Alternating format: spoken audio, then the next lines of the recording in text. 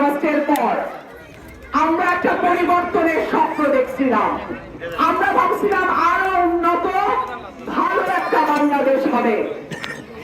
আল্লাহ মাফ করুক, কি চাইলাম আর কি পাইলাম।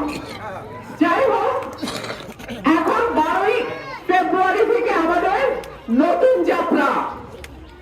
আমাদের যে যেই মতের রাজনীতি করুক না কেন, যে যেই ধর্মের হোক না কেন, আমার এলাকায় সবাই আমার পরিবারের সদস্য।